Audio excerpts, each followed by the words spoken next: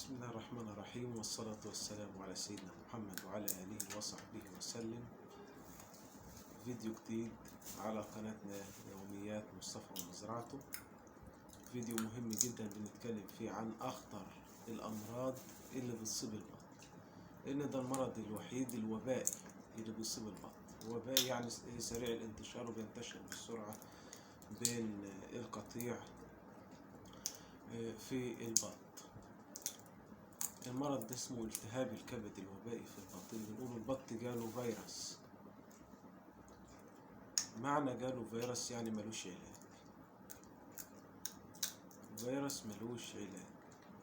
فيروس يعني بينتشر بسرعة، لأن الفيروسات بعكس الفطريات في الانتشار فهي سريعة الانتشار عن الفطر. أما الفطر ممكن يصيب بطة واحدة في كل 100 بطة.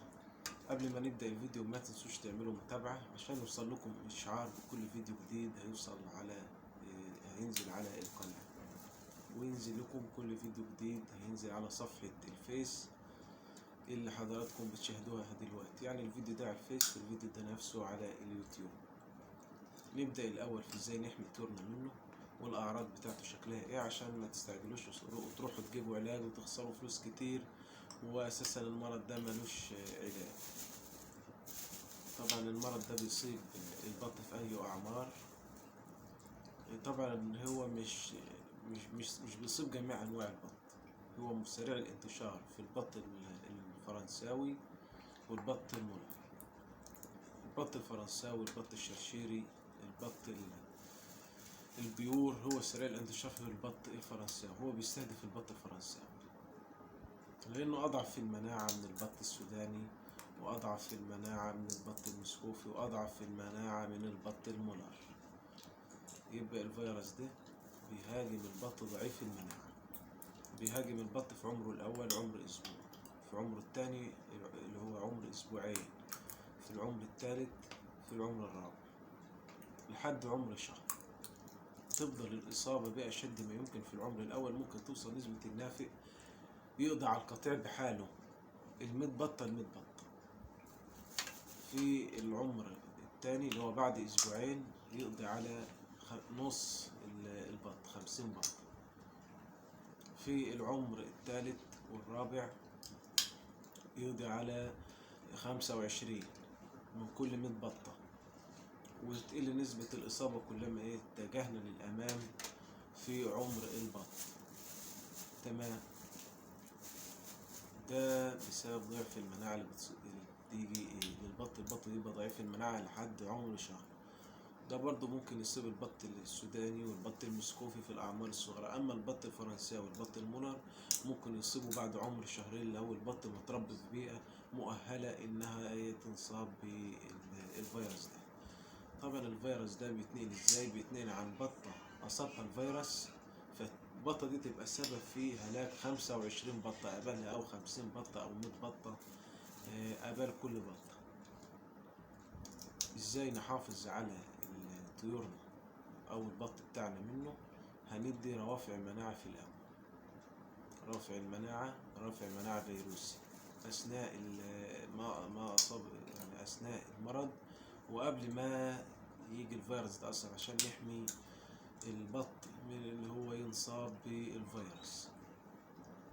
طبعا الفيروس ده بيتنقل برضو عن طريق الغاز والمية الملوثة. المية اللي مبتتغيرش، احنا قلنا المية بتتغير كل 6 ساعات أو كل 12 ساعة، أو على حسب عدد البط اللي عندك. مثلا عندك 50 بطة بيشربوا من مسقى واحد، لا الأحسن تغيرها كل 3 ساعات. عندك 100 بطة بيشربوا من مسقى واحد، لا تغيريها كل ساعتين.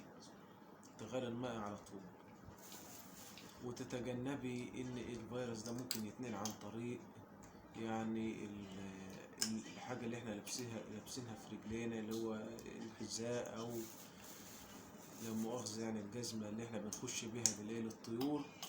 فبنتنقل بيها من مكان لمكان في بيت المزرعة. هندخل بيها مثلا عند بط عمر كبير. البط الكبير ممكن يكون حامل للفيروس. فعشان كده قلنا أهم حاجة ما نربيش بط كبير متفاوت في الأعمار مع بط صغير. يعني ما تجيبيش بط عمره شهرين تربيه مع بط عمره شهر او شهر ونص. بط عمره شهرين مع بط عمره مثلا شهر. بط عمره 3 شهور مع بط شهرين ماشي، انما اصغر من شهر مع شهر لا. نخلي الاعمار متساوية في اعمار البط، يبقى نفس الاعمار، لان ده برضو من اسباب انتشار، لان الفيروس ده حسب المناعة ممكن يصيب بط مناعته قوية فالبط ما يتأثرش، ما تظهرش عليه أعراض الإصابة بالفيروس، فيصيب البط التاني اللي هو الأصغر منه فتظهر عليه الإصابة وأعراض الإصابة بالفيروس. فمعظم الناس بتقول الفيروس ده بيتنقل بسبب إيه؟ الفيروس ده بيتنقل من بطة أصابها الفيروس لبطة تانية ما أصابهاش الفيروس. ده اللي قلنا عليه في أول الفيديو. الفيروس ده كلنا عارفين يعني ايه، في معظم الناس ما تعرفش ان الفيروس ده مستحيل يتنقل عن طريق بطة ميتة، مستحيل. يعني بطة ماتت الفيروس بيموت معاها طبيعي، لأن الفيروسات كلنا عارفين اللي هي بريد التطفل، فما عمرها ما تنمو على بط ميت أو كده.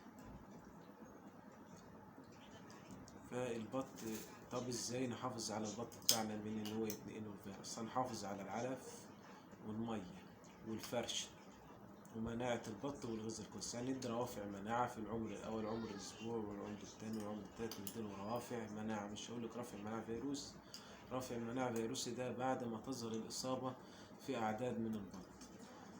ماشي. طب يبقى الأعراض إيه؟ عشان ما انساش برضه أقول لحضراتكم، لأن إحنا ما بنعرفش المرض نوعه إيه غير طبعا من الأعراض. الأعراض إن هلاقي البطة زي ما حضراتكم شايفين بتتقلب على ظهرها كده، زي ما حضراتكم شايفين في الفيديو كده، يعني في الصورة بتتقلب على ظهرها بالشكل ده كده. ده هو الفيروس ده، هو زي ما حضراتكم شايفين بط في الأعمار الصغيرة اهو. فنلاقي البطة بتتقلب على ظهرها بالشكل ده، أو البطة بترجع بدماغها لورا والقدام وبتمشي وتتقلب على جنبها وتبدل برجليها. نقول البط، في ناس تقول البط بيبدل برجليه، ده برضو من أعراض الإصابة. ولو يعني الدكتور البيطري يشرح البطة أو كده فبيطلع له معاه الكبد بالشكل ده كده اهو. شايفين البقع اللي هي اللي لونها المصفر دي؟ اهو لون الكبد بيتضخم تماما وتظهر الأعراض ايه على الكبد بالشكل ده كده. البطة طبعا بتقطع الأكل بتقطع الشرب، الفيروس ده بيغيب يقتل في البطة لحد ما يقضي عليها تماما ويدمر المناعة عند البطة فتموت معانا. لا شك إن البطة يموت، بس عشان نتجنب إنه ما ينتشرش هنجيب نغسل الأواني بكلور وننقل البط من المكان ده ونعرض الفرشة للشمس، لأن الشمس ديت بتخلي البكتيريا والفطريات اللي موجودة في البراز أو اللي موجودة في الفرشة اللي هي الفضلات بتاعة البط في حالة سكون، لأنها بتنشط طبعا في البيئات الرطبة. يعني الفرشة تبقى مبلولة تحت البط وفيه براز، وده كلاته من أهم يعني الأسباب إن البط يصاب بالبكتيريا والفطريات والكالورا والفيروسات وجميع الإيه والنيوكاسل وجميع إيه الأمراض اللي بتصيب البط. الفرشة الرطبة، الفرشة الطرية اللي تحت البط اللي بنقول إيه الفرشة طين تحت البط. طب ليه حرام يعني؟ زي برضو في جارة سألتني يعني البط بيتعب ويموت فجأة، بقول لها بتحافظي على الأكل بتاكليه؟ قالت بقى أجيب له أكل، يعني لقت في الزبالة شوية رز أو شوية قشر معرفش إيه بتروح تجيبه وتحطه للبط عندها وتقف الطيور تتعب. طب ليه يا جماعة؟ غلط. أهم حاجة تحافظوا على المية، مشوا على طول، ما تقلقوش على البط الكبير ما بيجيلوش الفيروس ده، لأن الفيروس ده قلت لكم بيهاجم البط الصغير لأن بتبقى مناعته ضعيفة. أول ما تظهر الإصابة نجيب رافع مناعة فيروسي، نغير المكان، نغسل الأواني والنسقة بتاعهم بمية وكلور، نعرض البط للشمس ونعرض الفرشة للشمس ونعرض المكان للشمس وما نربيش فيه بط مرة تانية إلا لما ننضفوه كويس ونسيقوه بفورمالين مخفف ونرش المكان كله. عشان يطهروه من اي فيروسات تكون موجودة، بس ما تكونش موجودة في حالة نشاط. ده كان موضوع الفيديو. رب الفيديو يكون عجب حضراتكم. معلش على الإطالة، أنا آسف على إطالة الفيديو، بس يا رب يكون الفيديو أفاد حضراتكم بنسبة 100%، وتكونوا عرفتوا أعراض الإصابة. تلاقوا الزرائب اللي يبان على وش البطة، والبطة تتقلب على ظهرها وتقطع الأكل والشرب، وتلاقي ركزت في الأرض. وساعات لما تيجي تجري منك أو تمشي أو تجري من البط يجري قدامك، تلاقيه بيتقلب على ظهره ويبدل برجليه أو على جنبه. دي كلها من أعراض الإصابة بالفيروس. ده كان موضوعنا الفيديو، يا رب تكونوا استفدتوا مني ولو بمعلومة صغيرة. أي حد عنده سؤال يسيبه تحت في التعليقات. والسلام عليكم ورحمة الله وبركاته.